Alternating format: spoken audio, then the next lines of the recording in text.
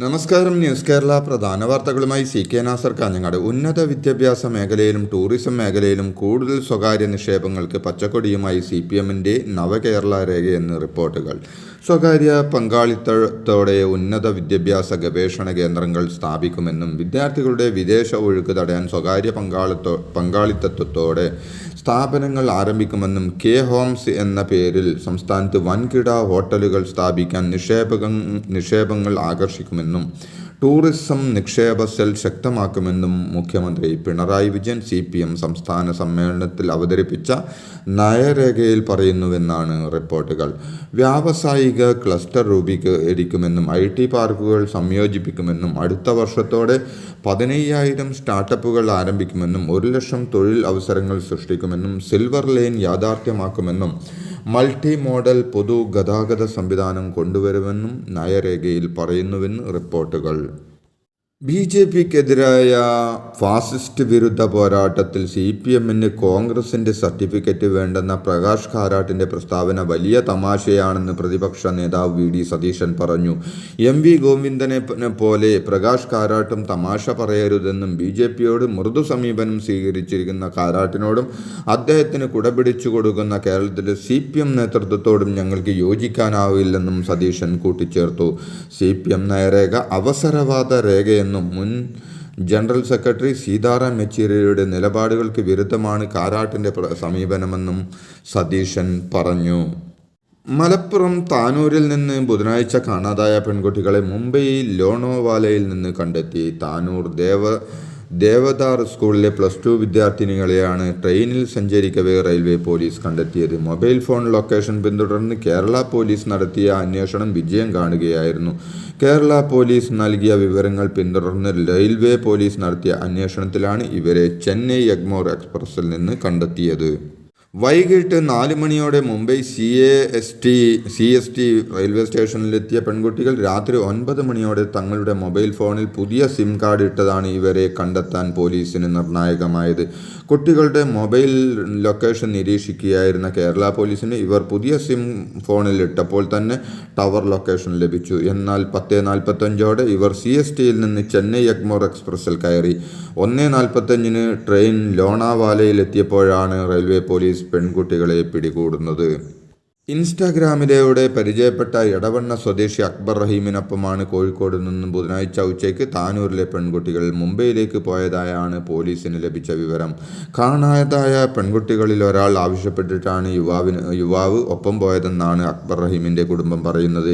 വീട്ടിൽ ചില പ്രശ്നങ്ങളുണ്ടെന്നും കുടുംബത്തോടൊപ്പം തുടരാൻ കഴിയില്ലെന്നും വീട്ടിൽ നിന്ന് ഇറങ്ങിപ്പോവുകയാണെന്നും പറഞ്ഞപ്പോൾ യുവാവ് പിന്തിരിപ്പിക്കാൻ ശ്രമിച്ചെന്നും എന്നാലും സഹായിച്ചാലും ഇല്ലെങ്കിൽ താൻ പോകുമെന്ന് പെൺകുട്ടി പറഞ്ഞുവെന്നും കുട്ടിയുടെ ദുരവസ്ഥ കണ്ടാണ് റഹീം കൂടെ പോയതെന്നാണ് കുടുംബാംഗങ്ങൾ പറഞ്ഞത്.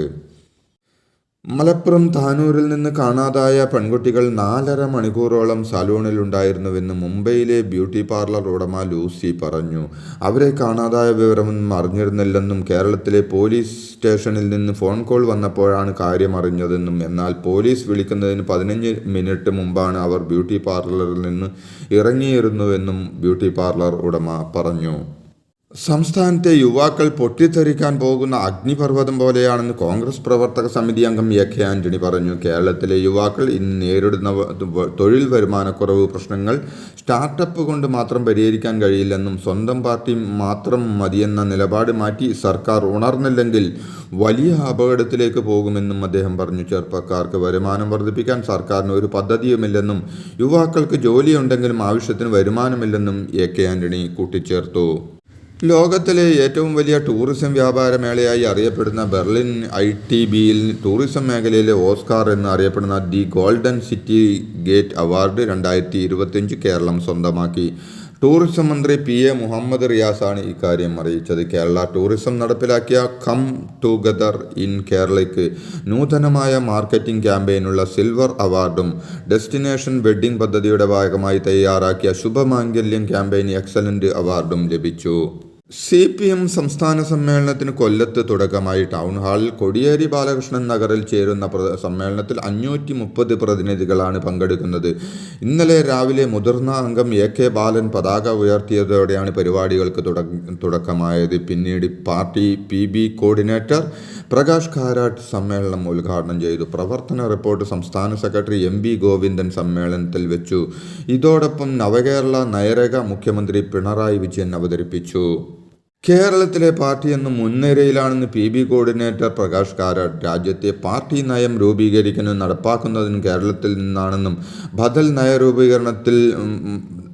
രൂപീകരണത്തിൽ പിണറായി വിജയനും ഇടത് സർക്കാരും പ്രശംസ അറിയിക്കുന്നുണ്ടെന്നും പ്രകാശ് കാരാട്ട് പറഞ്ഞു. കൊല്ലത്ത് നടക്കുന്ന CPM സമ്മേളനത്തിൽ സംസാരിക്കുകയായിരുന്നു പ്രകാശ് കാരാട്ട്.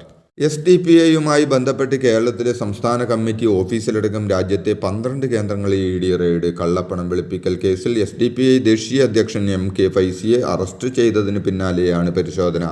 തിരുവനന്തപുരം പാളയത്തുള്ള സംസ്ഥാന കമ്മിറ്റി ഓഫീസിലും ഒപ്പം മലപ്പുറം, ബംഗളൂരു, നന്ദ്യാൽ, താനെ, ചെന്നൈ, പക്വർ, കൊൽക്കത്ത, ലക്നൗ, ജയ്പൂർ എന്നിവിടങ്ങളിലും ആന്ധ്ര, ജാർഖണ്ഡ് സംസ്ഥാനങ്ങളിലും പരിശോധന നടക്കുന്നുണ്ട്.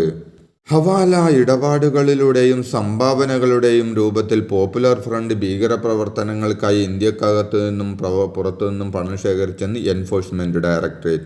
PFIയുമായി ബന്ധപ്പെട്ട കേസിൽ ഇതുവരെ 61.72 കോടി രൂപയുടെ സ്വത്തുകൾ കണ്ടുകെട്ടിയെന്നും ED അറിയിച്ചു. അതോടൊപ്പം SDPIക്കും PFIക്കും ഒരേ നേതൃത്വം അണികളുമാണുള്ളതെന്നും SDPI തെരഞ്ഞെടുപ്പ് ഫണ്ട് നൽകുന്നത് പോപ്പുലർ ഫ്രണ്ടാണെന്നും ED വാർത്താക്കുറിപ്പിലൂടെ വ്യക്തമാക്കി.